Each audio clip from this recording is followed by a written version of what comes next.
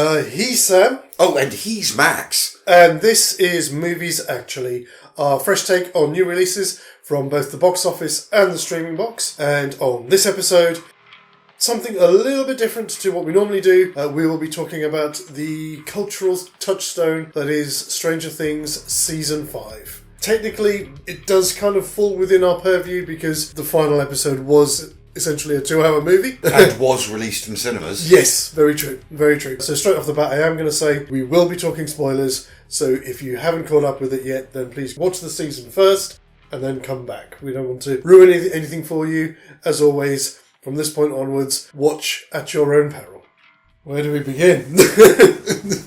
Let's see, where do we begin? So this is one of the things we were talking about beforehand. Where do we begin? Let's start with the series itself. Mm-hmm. If I had to sum it up in 3 words, I'd say schmaltzy and safe. Define schmaltzy for me. Needlessly sentimental. Oh, yes, I'd agree. There are a number of opinions that I have about this season. Safe is very much one of the watchwords of this show. I won't go further than that just yet. It is very safe and to the detriment of the narrative. Mm-hmm.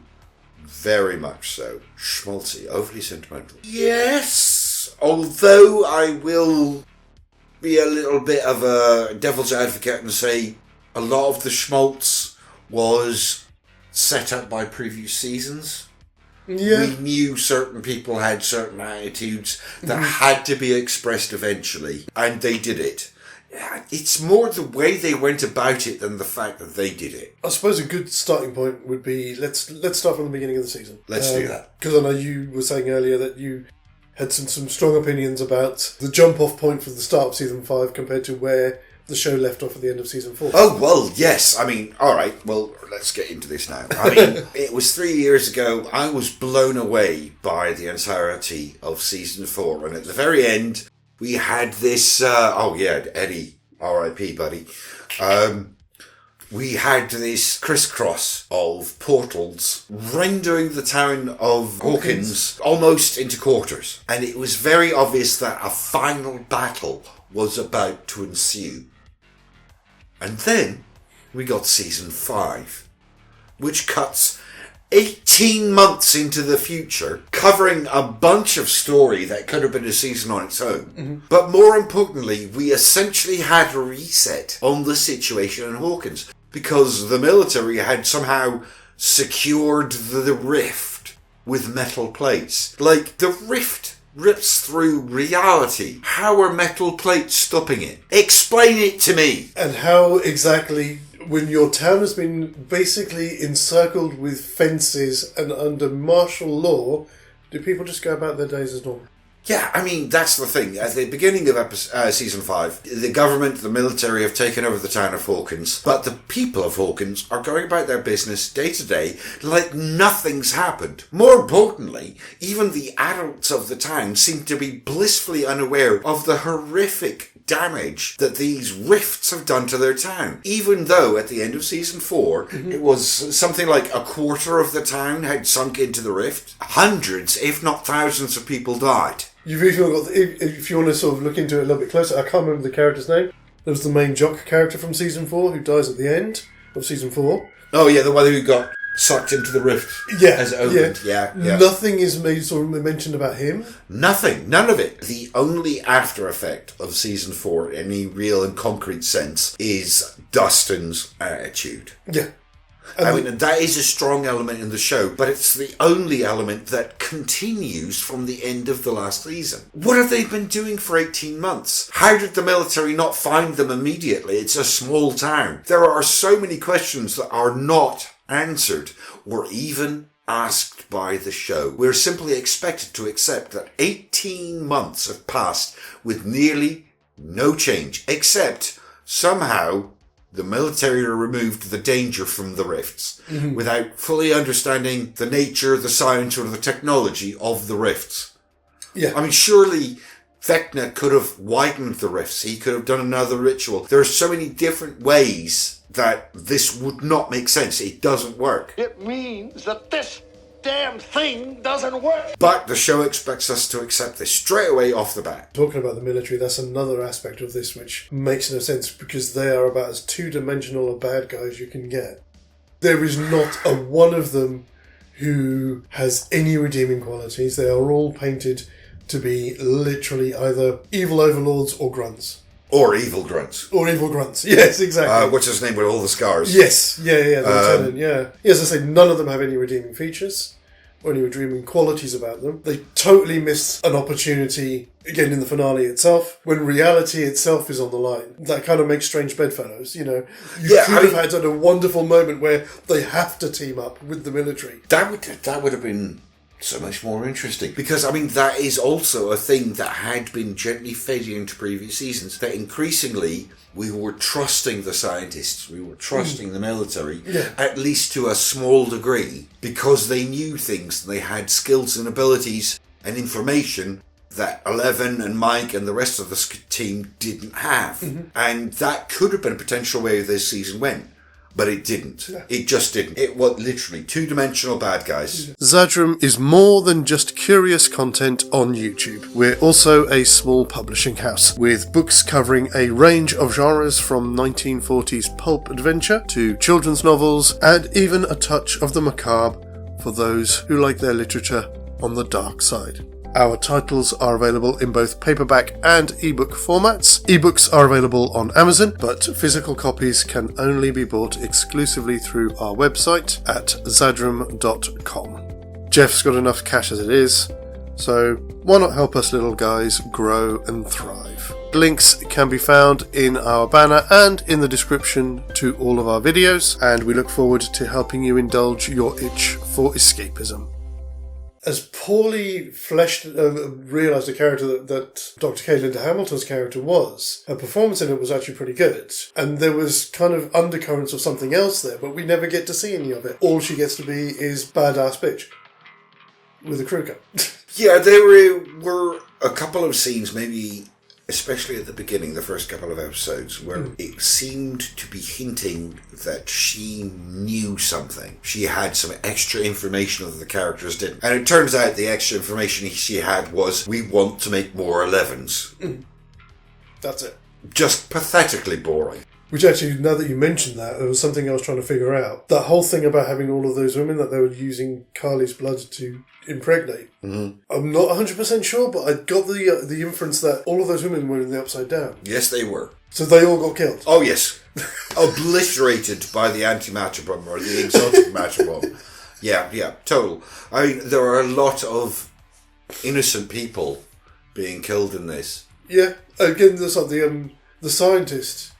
That when Hop and Elle go into the base in the Upside Down, and they stuff him in a cupboard, and the military come in and shoot him. So they're directly responsible for his death. He's just a scientist, non-combat member of the military. Well, more importantly, Hopper and Elle decided not to kill him. Yeah. And yet put him into a situation where he was likely to be killed. As well as killing serving military personnel themselves. Well, I mean, I'm going to give that a little bit of a leeway because they very explicitly portrayed these soldiers as monsters. Yeah. So within the narrative, it sort of makes sense. I'm not saying it's right or correct, but it made sense within the narrative they created. So many plot holes in it, and considering the time and the money that they were paid to produce this, I think most people feel very disappointed by it. The finale itself was such a letdown.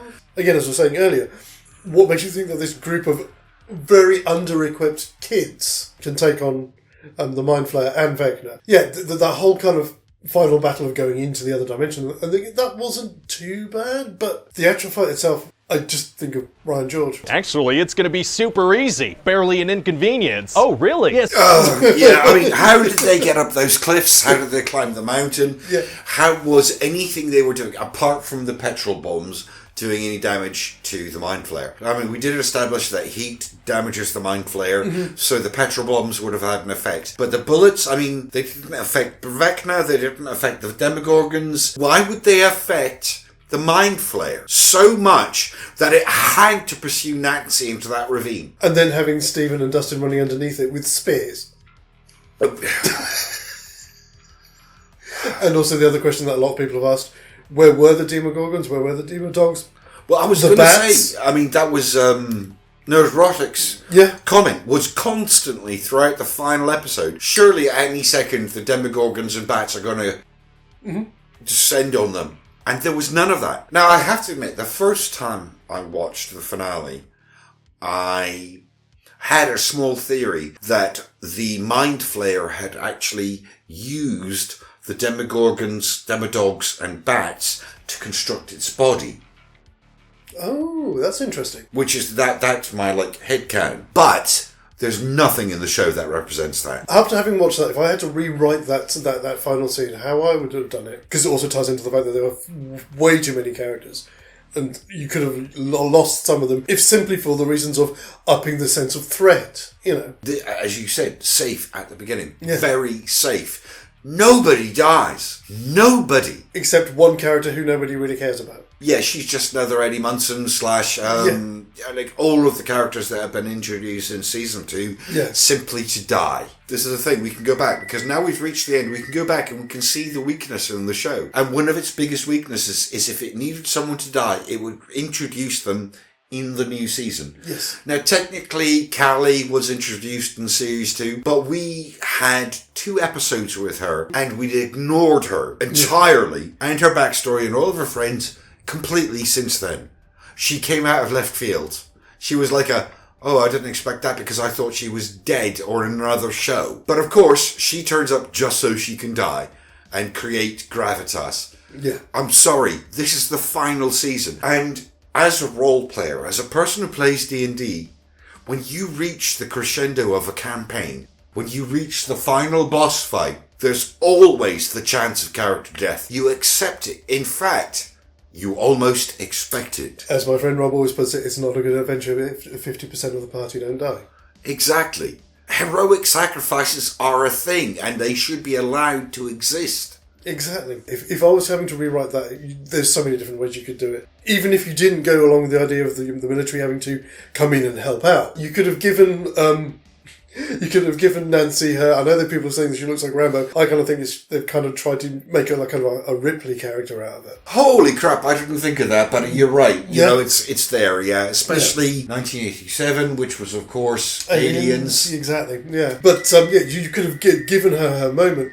But what I would have said is, in the same way that Vecna and the Mind Flayer are using the psychic abilities of these kids, when it comes under attack, you could say, well, as a backup, it can draw on if you want to get metaphysical about it, their life force, because they're children, and their potentiality of their life force to actually heal itself. Oh, right. Well, so then this is interesting. So then you can have the secondary characters trying to keep the Mind Flayer occupied, whilst the characters we really care about, and the only people who really should be in it at the end, which is Mike, Will, Dustin, Lucas, and Elle, they're the ones that have to go in and pull the kids out whilst they're fighting the Mind Flayer. Obviously, from the inside, you could even lose some of the kids while it's drawing on their life force to repair itself. So you increase the stakes, increase the threat. That's certainly an interesting idea, but actually what you just said gave me an idea. Okay. The reason Vecna used the kids is because they had untapped abilities. So at the very end, when they were freeing the kids from the Mind Flayer, why didn't the kids turn on Vecna? Yeah. They could have turned their untapped abilities, like Elle. So then we could have seen a second generation. Yeah. But natural, not caused by Vecna, not caused by the Mind Flayer, but using their own innate abilities to defeat the monster. That's got sort of echoes of Dream Warriors. Yeah. Yeah. Yeah, exactly. Exactly. Yeah. Fantastic. Sorry, kid. I don't believe in fairy tales. And you could have even had, at that moment where they think that they're finally getting somewhere, and then you could have had an army of Demogorgons and dogs and stuff come over in support of the Mind Flayer, and then that's when you get the military come through, because you could have taken some of those secondary characters, and they've got to go off and convince the military to come and help them. So you then get the cavalry coming in. Oh, that could have been so epic. And if you really, really wanted to, because we know that Vecna and the Mind Flayer are separate entities, and he's technically using Henry, at the point when he thinks that Henry's usefulness is over, and we know that the Mind Flayer is intelligent, it just draws itself out, reverts back to its shadow form. So you up the stakes every time. But the problem is, like with so much storytelling in the current age, you've always got that thing of, well, you've got, for example, with this, 8 episodes of a season, but we've only got 4 episodes worth of story. So you've just got to put lots of filler in to make up the runtime, and they padded out the runtime of the finale with all these schmaltzy sentimental moments. As a result, you get shit all in the actual finale. I think at this point we need to talk about the finale itself. Yeah. And the simple fact that the actual primary threat is dealt with in the first hour of a 2-hour and 10-minute episode. Mm-hmm. Now, I know other people have said this, but it's painful.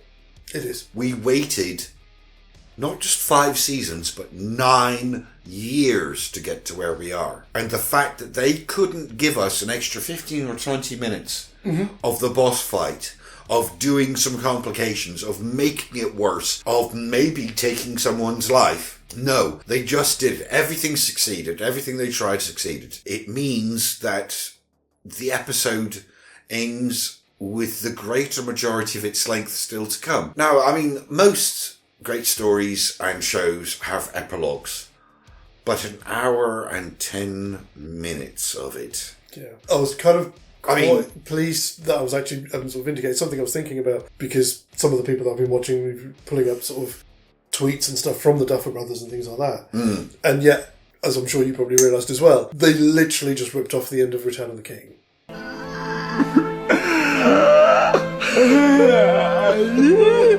Oh, what, the ending upon ending upon ending? Yeah. That was it. So they've admitted that that's what they were inspired by. I'm not saying the ending itself is bad. It is actually good, but it is way too self-indulgent and at least 20 or 30 minutes too long. Even Return of the King did those 4 or 5 endings in like half an hour. Exactly. Not an hour and 10 minutes. And it was, again, unwilling to commit. Mm-hmm. One of the people whose review I watched, Disparu, made an interesting point about that, is that the entire sort of victory lap send-off at the end there, it felt like it was made for the cast and not for the audience. Mm-hmm. The actual ending, the last 15 minutes, I loved. And I have to admit, I enjoyed the conversation between Hopper and Mike on the park bench. That was really good. Apart from Dustin getting his perfect anti-hero ending, the rest of it, it could have been condensed. It didn't need to be that long, because we weren't learning anything. No. Not about the characters. I mean, apart from, as I say, the conversation between Hopper and Mike, we learned a little bit about Hopper's attitude and how he passes that on to Mike. But that was the beginning of the show, is also the end of the show. It's that character moment, that interaction. The rest of it is just, what are we doing here? Yeah. Again, if you'd have trimmed off some of those characters, then it wouldn't have been that long for a start. Some of the characters as well, and there's a couple of them that they don't feel like they belong in this show. And the one that always stood out for me was Robin. She feels like an anachronism. She feels like a millennial in an 80s show. That's because she is. And again, that's no deference to Maya Hawke. She's a good enough actress.